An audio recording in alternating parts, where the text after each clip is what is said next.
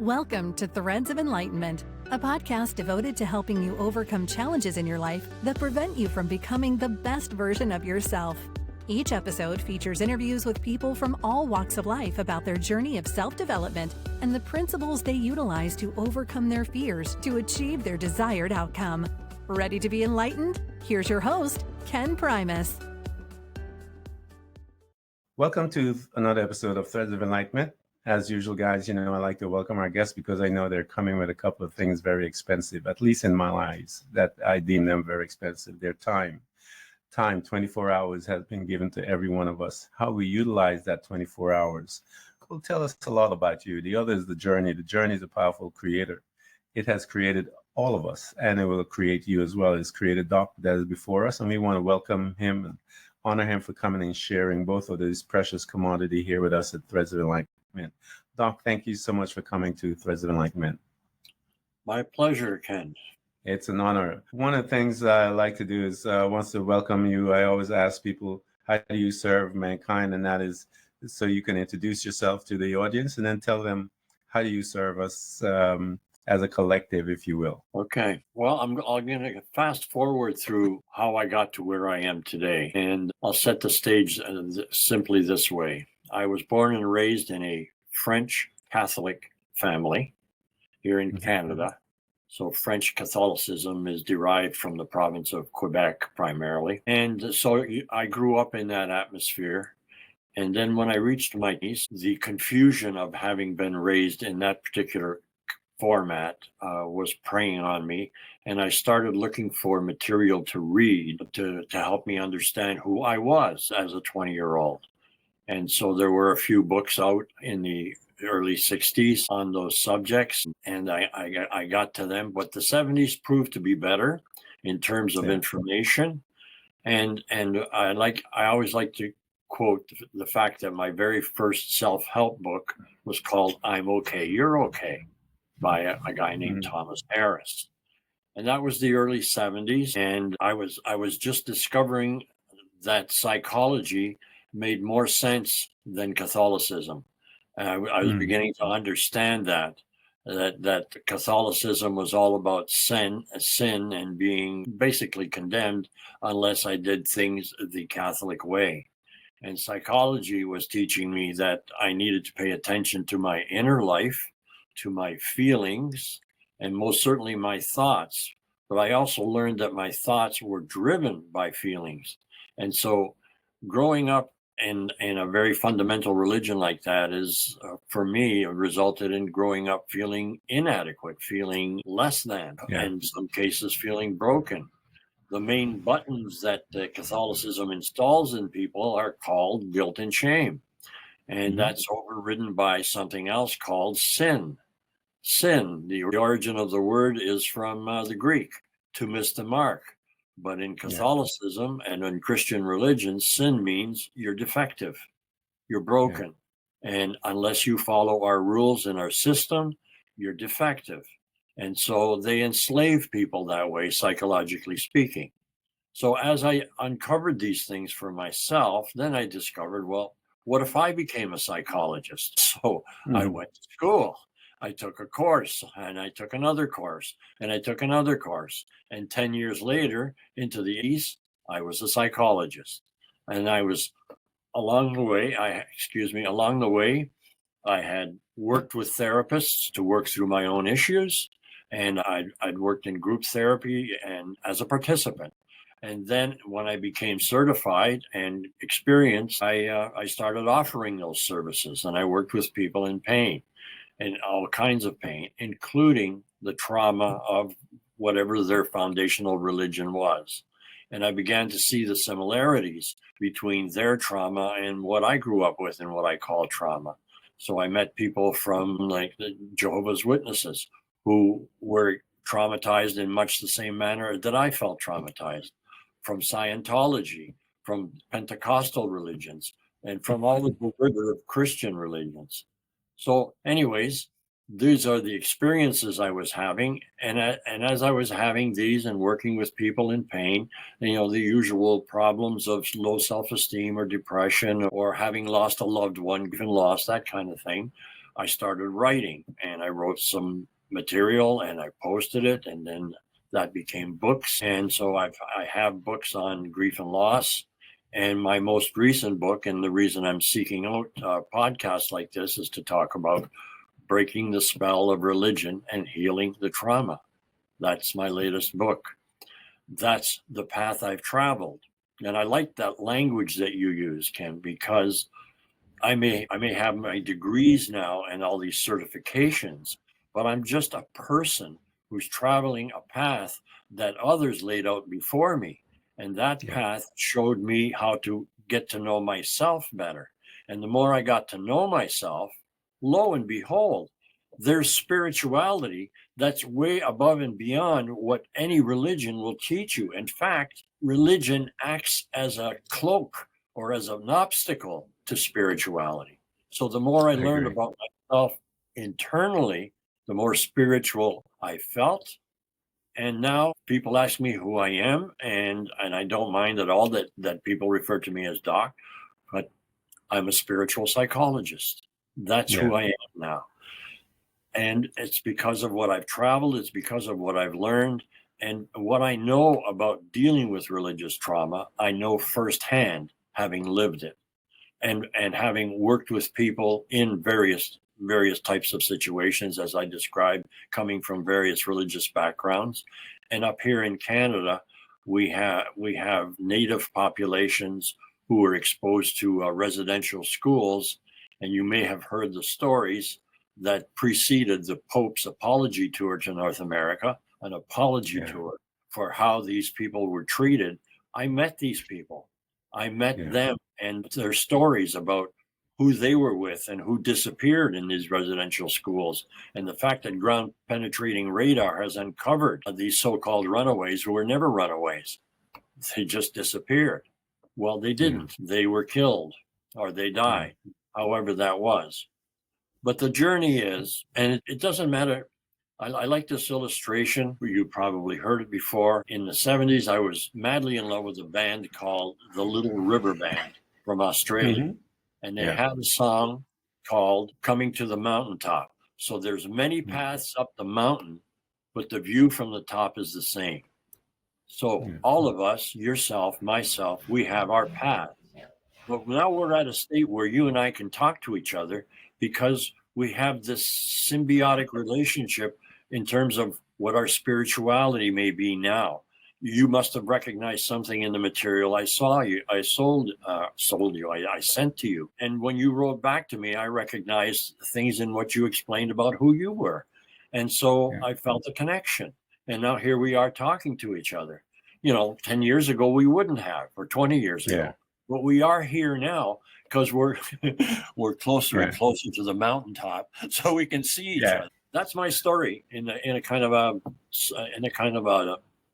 synthesized fashion. One of the reasons that I was attracted to your story is because of the trauma caused by religion. Most people are not aware or they don't want to talk about it. And the church is one, and religion is one of the most potent places that creates trauma for individuals that will affect them for the rest of their lives. I mean, there's something within the natural being as far as our conscience. We know when something is, conscience deals with your right and wrong. And one of the things stories that I've heard countless of times, because I grew up in a church as well and was traumatized there as well, where we would see a poor individual, someone less than, come into a church, and we all know within the conscience of a human being, and when you see someone like that, you would reach out and you want to help. And in the church, I saw them turn people away, and I couldn't, looking at that alone, and I've heard countless stories similar like that, where people know within themselves and their conscience were violated by watching the church became animalistic, I would say, and rejecting someone that is needed the help. And that trauma turns people away from getting to know God separate from religion. And it's I'm sure you have those stories as well, but I think it's a topic that needs to be talked about because it is one of the most traumatic places to reside as a human being. You're absolutely right, and it. I've been writing about this, let's say, for the last 12 to 15 years, but only last summer did I feel prepared enough to pull it all together and then turn it into a book. Yeah. My inspiration, and that's how I refer to that voice inside. My inspiration just guides me along. I trust that, and the lesson from psychology and spirituality, as I've learned it for myself, is the more we trust ourselves and our inner voice that speaks Yeah. to that gives us hints, what people call gut feelings, what people call inspiration, right? That's our own connection to the bigger energy that animates all life. That's the Yeah. way I understand it. One of the things that you're talking about is people damaged by religion. They make a 180-degree turn and they become atheists. Now they're so angry and hurt about how they were treated that they shut everything off. Well, the problem with that is that if you shut off your own access to your inner world, then you shut off your connection to the divine within. Yeah. That Absolutely. and that is the connection. That is the connection that is blocked by religion because they install themselves as gatekeepers. And Yeah. you can get there. You can get there. Then they'll tell us that and repeat that to us. You can get there if you follow our so-called sacred paths, right? Yeah. But don't you dare question us. Don't you dare doubt us. And so having absolute truth, no. My message to people, and I think you're picking up on it, is trusting yourself. And that's hard because coming from a traditional religions, and most of them do this to us, they teach us we have to trust them. Therefore, we cannot trust ourselves. And if we have thoughts that are contrary to what their rules are, then we're a sinner, right? All of these different dimensions. And as you all already mentioned, because of this so-called sacred vibe that they wrap themselves in, the idea of actually questioning them and challenging them is very scary for people. You know, what reaction are you going to get from that religion? How dare you? How dare you question us? We've got scripture. We've got this. We've got that. We've got 2,000 years of history. Well, you don't have the truth. Yeah. You don't have the truth of what I know in my own heart. And psychology taught me that basic: learn to trust my heart. And my heart says, I'm a spiritual being. I'm here having this experience, and I'm meeting people like you and people who are like me. We're similar in that regard, that connecting within, getting to know ourselves from within unlocks that beauty, that passion, and the big word of the world, the most important word, love. Yeah. The most important word, the most important experience. And if there's one thing that's worthwhile, and I happily repeat this, coming from Jesus Christ, the kingdom is within. The kingdom is within. Okay, it doesn't have to be a kingdom, but your own inner voice, your own inner feeling that informs you, that drove you to whatever you're doing now, and your brand of spirituality and how you approach, how it works for you, how you share it. And that's another big thing too, Ken. Sharing. We share. You know, and what are we sharing? That I have the answers? No. What are we sharing? What am I sharing? You have the answers. And waking up to who you are and what you are, learning to trust yourself, and that can go in very small increments. And as you work through issues and heal the trauma, cry, whatever you need to do, heal the trauma. It's a grieving process. You come in touch with that very primary part of yourself. You could call it a little child. You could call it that baby that was in a crib, completely innocent, beautiful, arriving here, ready for whatever life was going to bring it. Try and tell that child it's a sinner. Well, apparently, according to Catholicism, they're born with original sin. Nonsense. It's all nonsense. It's all meant to control. You're on your path, and your path is similar to my own. And I think you see that, because we wouldn't be talking together if you didn't see some similarities. And Yeah. what you've shared with me so far, I think I get you. Yeah. Some I try to educate people. There are programmers out there that are interested in programming our belief system. We have, and psychology will talk to you about this and about your thoughts and how we manage the thought. And when I read the Bible, one of my favorite scriptures in the Bible, where God says, "Come, let's reason together." So he expects me to come with all my crazy things and my crazy beliefs to sit down and have a conversation. I love that scripture because it allows me to be me. He didn't say, "I want you to fix this, fix that, come with this, clean this, do this." He said, come, let's talk, let's reason, let's have a conversation. And when I teach about thoughts, one of the things that Jesus used, he says, "Take no thought saying." He's saying in that, when I read that, Doc, the words jumped at me because he said, "Don't agree with every thought that comes to you." And when I began to investigate that in my life, that thought field that begins to, it's a fluid location. Those thoughts are coming all over the place. And as a psychologist, you know, and we have the ability to pick which one we will give skin to, if you will, to allow it to grow. Because every one of those thoughts is a seed. And that's why when it's a seed, it takes time for you to water, nurture. It takes time for that seed to die. There comes a time where that seed must die in order to produce fruit. So here you are. I'm so glad that we're having this conversation, really, truly, because as I said, religion is one of the most cruel programmers out there, with us by the millions and billions of us inside its system.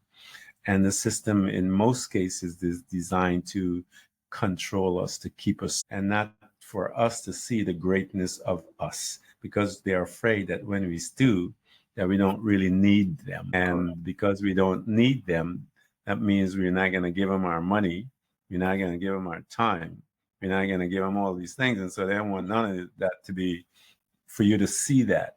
So talk to us, Doc, when you said you started in your 20s seeking and so forth, and you had you had gotten a team, your tribe, if you will, to help you, of psychologists and therapists, to help you to get over some of those traumas that you suffered within that framework.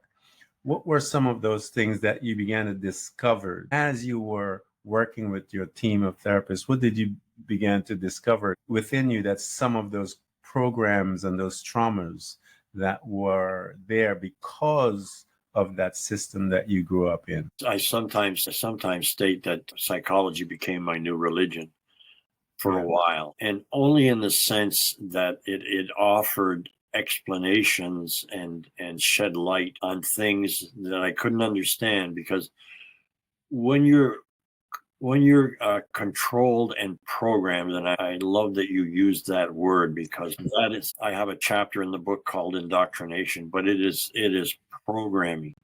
So you're programmed to that a set of beliefs, and you're programmed to not question, to not doubt. And if you do, you're programmed to feel bad, to feel guilty, or to feel shame because you dared to question the system. These are called double binds. You can't win. You're wrong whatever way you go. So those are the things that cause trauma in people, because now you're at odds with yourself. So at that very primary level, you're being taught to already not trust yourself. Trust them, but not yourself. So you're in an early stage of actually abandoning yourself. Not that it's not a conscious decision, but all these adults are around you. Your parents probably brought up in the religion that you were exposed to, as mine were. This is the thing that's come down through the generations. And in my case, it was Catholicism, right? So psychology shed light on those things and started. The most important discovery was to see the contradictions. You know, what something is either defined one way or another way. It can't be black and white. It has to be something that makes sense. If it's black and white, then you're tied in a knot, and that's a double bind, right? Mm-hmm. A double bind is, if I question this, I'm wrong. If I don't obey this, I'm wrong. But it doesn't feel good. Well, I'm wrong. So don't trust your feelings. So psychology, the basic parts of it, and the best minds, for my experience, they were derivative of the German schools of thought, but they were Americans, and like the book I'm Okay, You're Okay, many others. And when I went to school, my my senior advisor had been trained by one of the masters in the U.S. and I'm not, Carl Rogers, that's the name, from Wisconsin. Carl Rogers, client-centered therapy.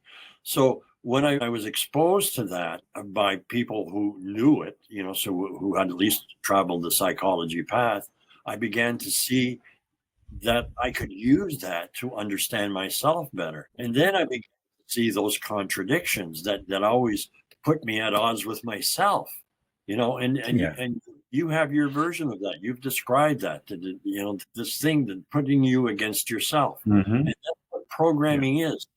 And when we understand that, and oh my goodness, Ken, heaven forbid that you ever compare your religion to something like the Moonies or all these whack jobs that were announced on TV. Heaven forbid that you ever compare your religion to that. But that's programming, and it's the same. Catholic programming is the same as that. It's programming, and that's it. But you see how the system is built to cause you guilt if you question it, to cause you shame if you question it. So you're trapped. Well, psychology undoes that. Psychology says whatever you're feeling and the thoughts that surround that is important for you to share. So you start to talk, you start to reveal, and that it's an open door. And the qualitative overriding structure is, we're not going to judge you. What you feel and the thoughts that come with that are what we need to hear from you, so that we can help you understand yourself. This is not so much about me, if I'm listening to you, me understanding you. It's more about me helping you understand you, right? And being honest with you. And that starts to dismantle the programming.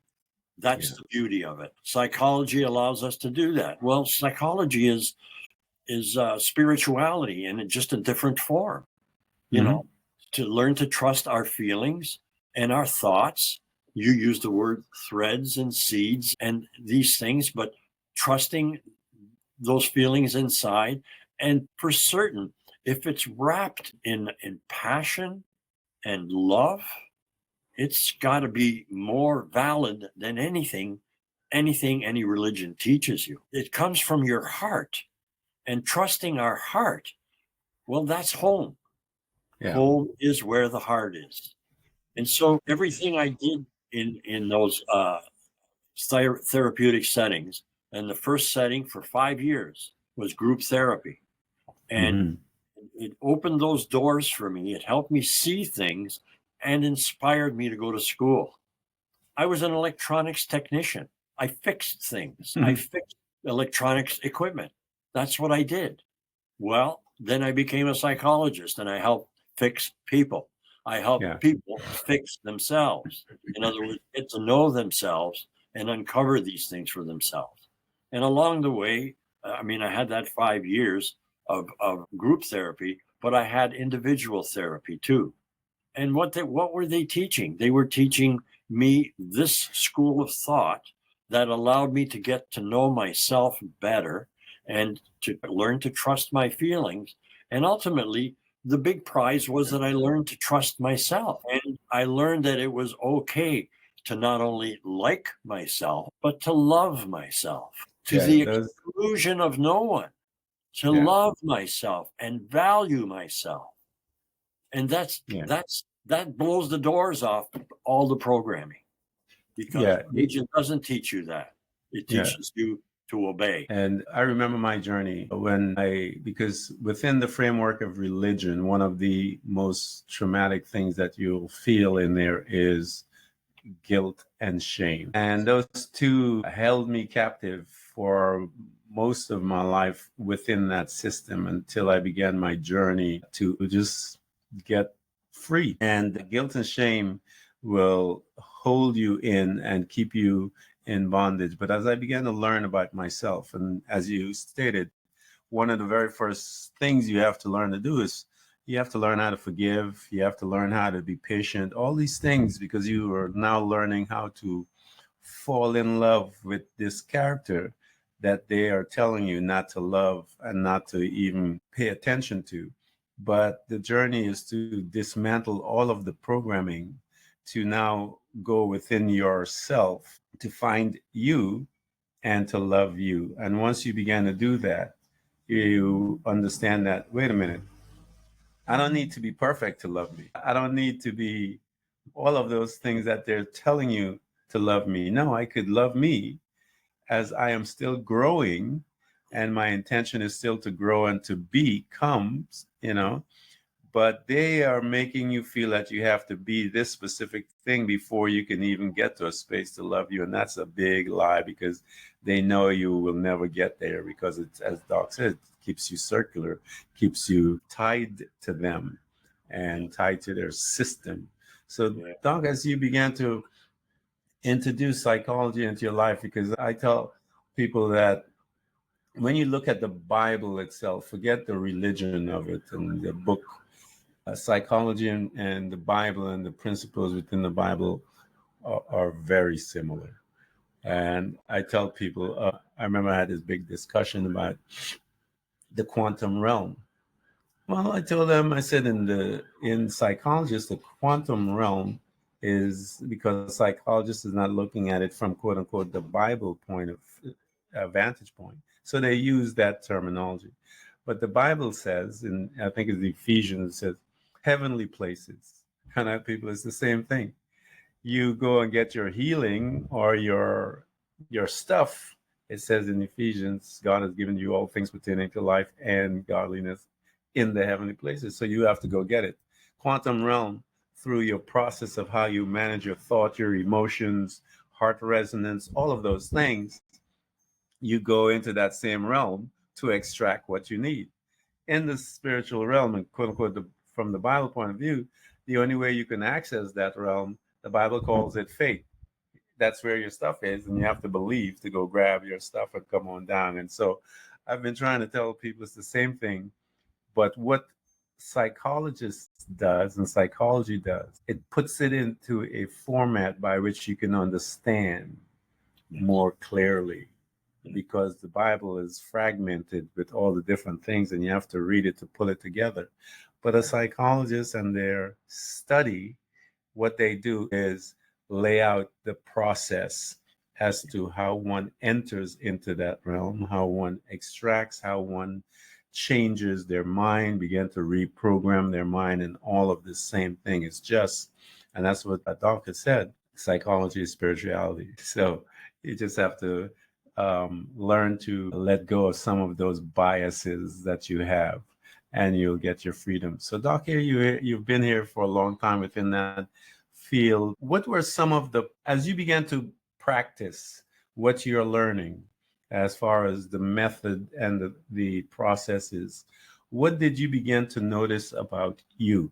Because you were traumatized. And as you said, the trauma is stored emotions. And once we discover them, we have to relinquish them, let them go through tears. Some people do it different way. I've laughed. I've seen so many different ways. Once you have discovered it, and I tell people, it tells us the principle is that the truth will set you free. I don't know what your truth is, but when you find that truth, you will be freed.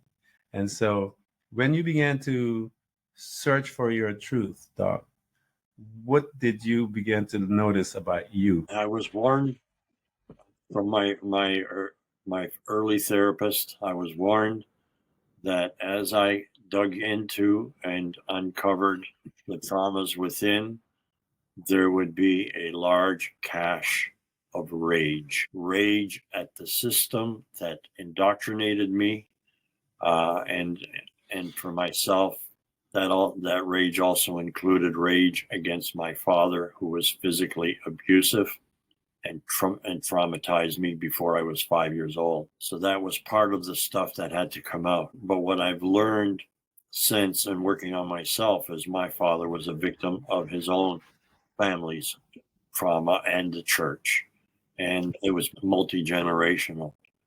But that's what and it's scary because religion will make you immediately feel shame and guilt about being angry, especially if you're angry at them. How dare you be angry at them? So people need to understand that feelings are feelings. You can feel your rage. One of the instruments I recommend for people is journaling.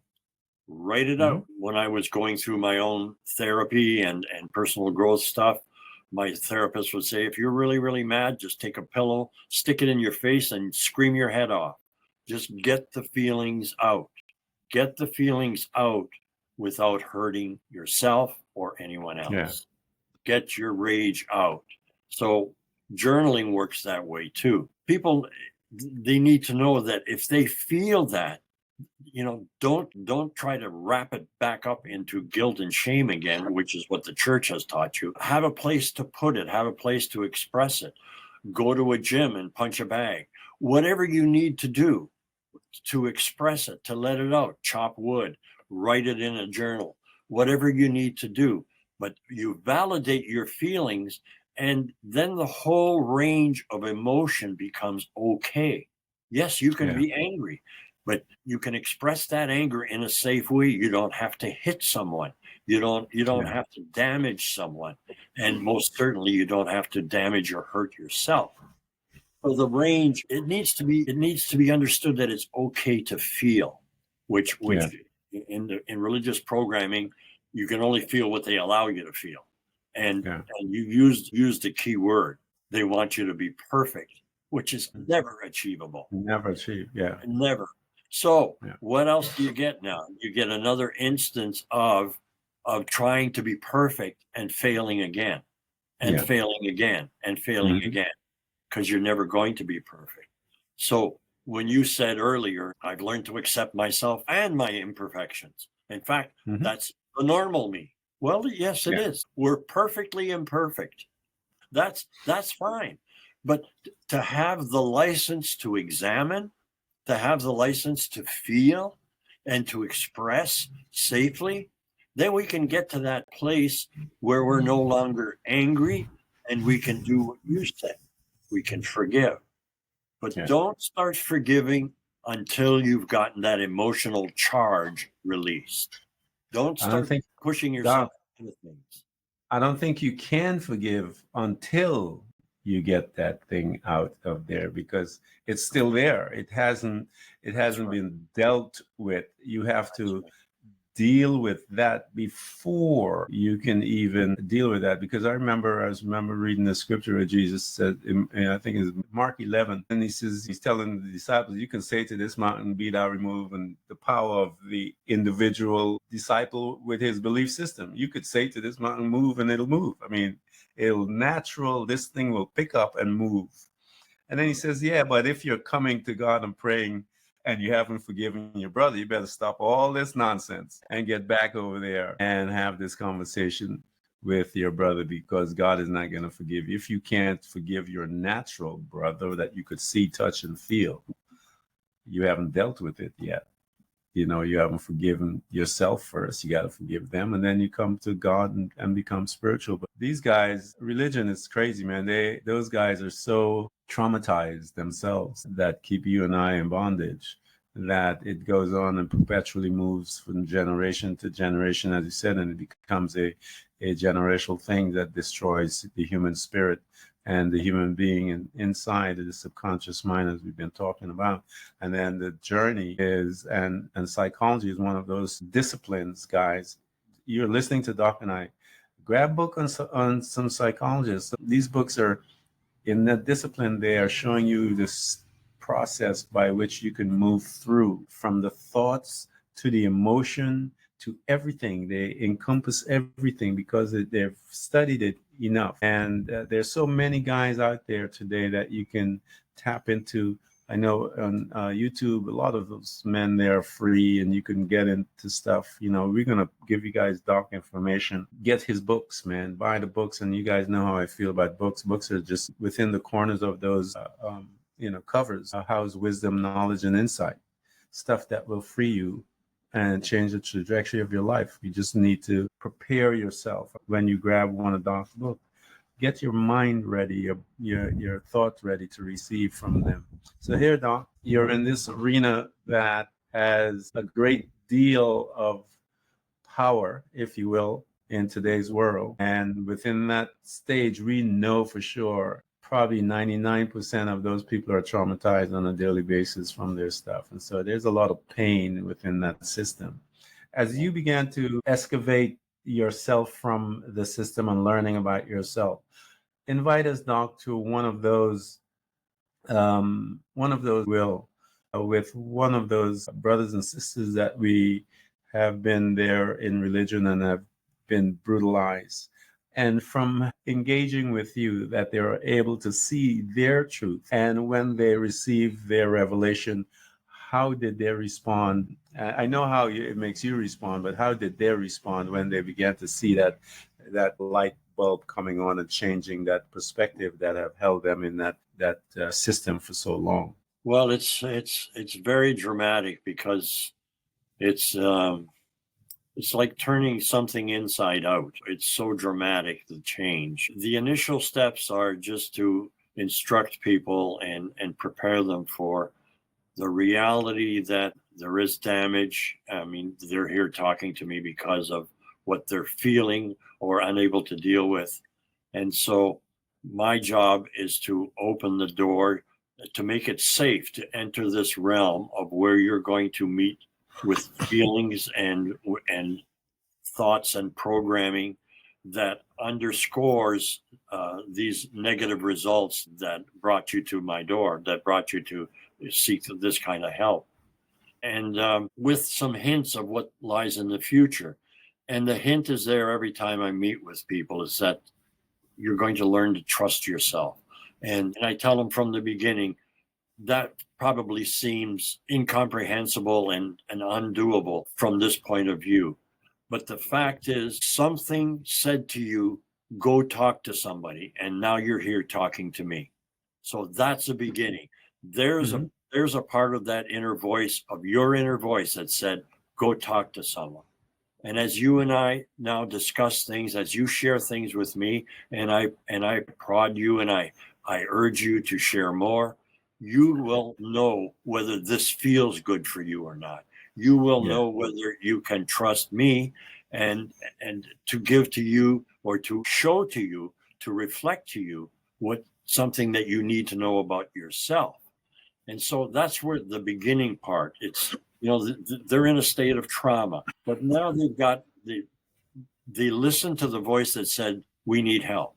So now they're talking to the helper,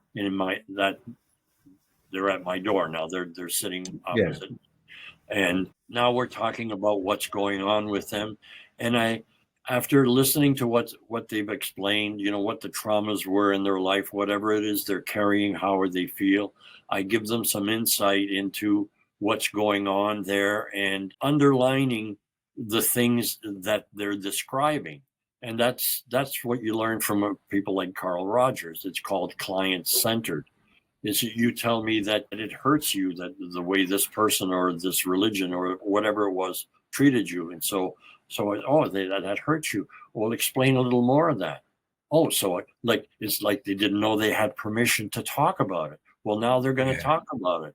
I said, well, I can reflect back to them. That must have really hurt when you, and so now they're getting excited because their feelings are being validated. Yeah. And the beginning. That's the beginning of trusting yourself again. And that's the beginning of being reintroduced to that person inside who said, let's go get help. And here's why. Now Yeah. are you getting? You're going to know how you feel about what I share with you. You're going to know about what I reflect back to you.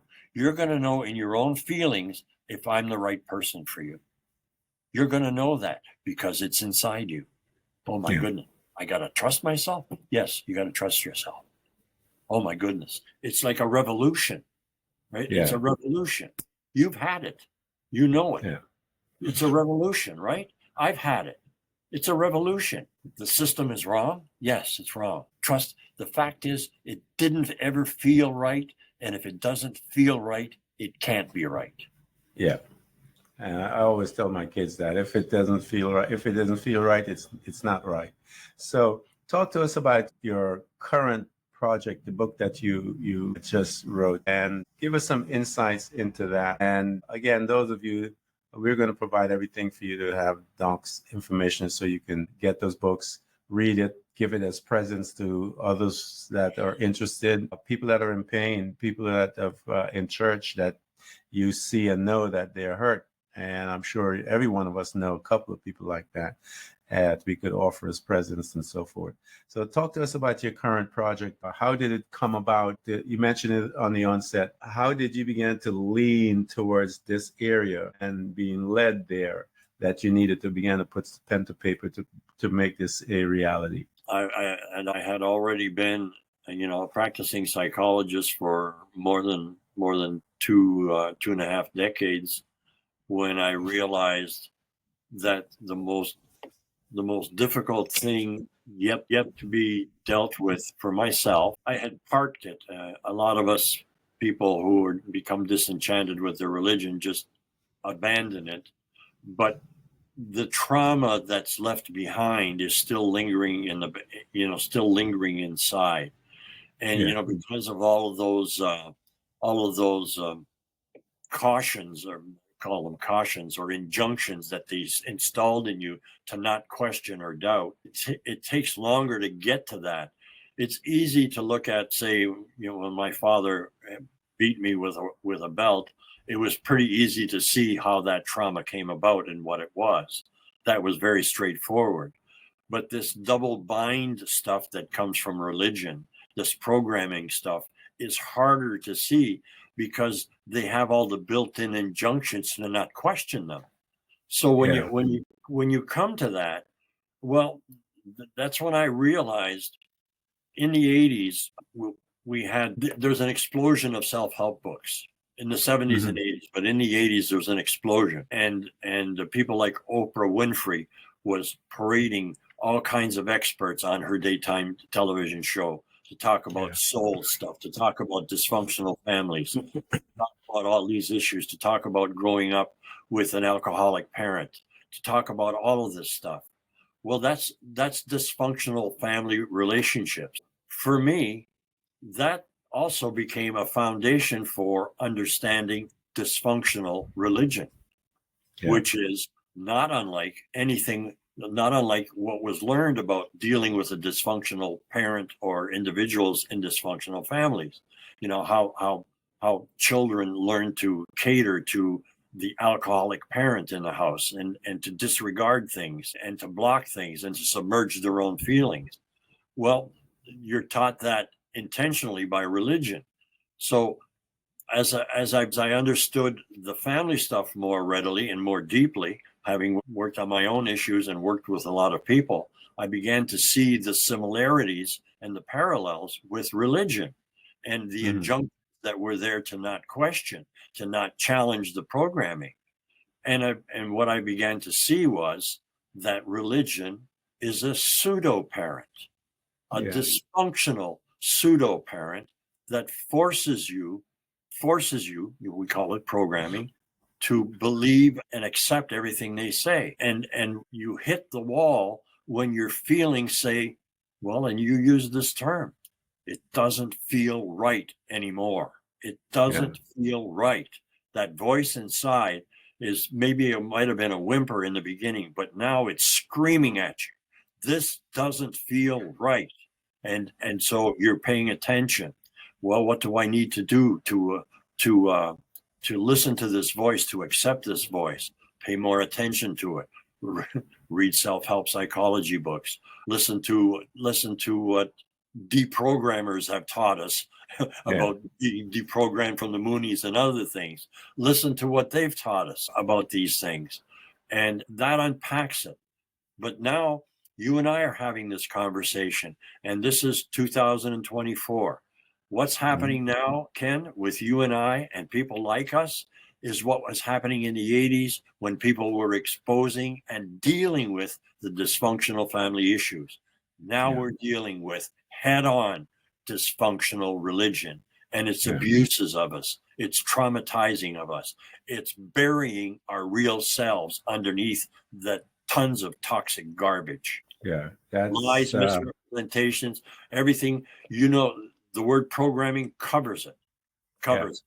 And so our inner truth, our self, my God, what a revolution to actually trust yourself. Because you weren't, you had to learn it on your own, or you learned it from psychologists or from reading or from whatever things you were drawn to. But there was that thing inside you, that questioning thing that said, let's look at this, let's look at that. That feels good. That doesn't. That feels good. Let's look at this. That doesn't feel good. Let's ignore that. Let's move away from that. And you were drawn into the things that opened your own eyes, your own heart, right? You were drawn step by step by step. Hey, what better trust could you have in something that leads you to, honestly, the promised land is your own heart, And it's wrapped in love. If it's wrapped in love, it can't be wrong. It just can't be, because love is the best feeling ever, right? Absolutely. It's intoxicating. It truly is. I tell people to hurry up and get here. Again, all you listeners, we're going to provide stuff for you to get to him as he's inviting you. The invitation is for you to get to know who you are and learn how to trust yourself, how to learn how to walk through and identify with those emotions, allow them to come up and allow them to be expressed. He is here to help guide you through because he's been there. And when you've been at a familiar place, you know the pitfalls, you know how to get out a little faster, if you will, because he is familiar with all of those questions that you are thinking of and whatever. He's already answered and asked those questions himself because he's been doing this for a long time. And so that's what I said to you guys. Make sure that you get someone who's been through, and once they've gone through, they have knowledge, insights, and stuff that you need to bring you out of your situation faster. Doc, it's been a pleasure having you here at Threads of Enlightenment. I totally enjoyed this conversation, man. Thank you, Ken. It's a pleasure for me to meet you. Every time I meet another person like you, my heart just lifts up. It expands because I know what we're doing and what we're sharing is necessary, and it's just good medicine. I have one more little thing that I will share with you, but I'll just send you the link. I also do music. Good. I'm going to send you a link.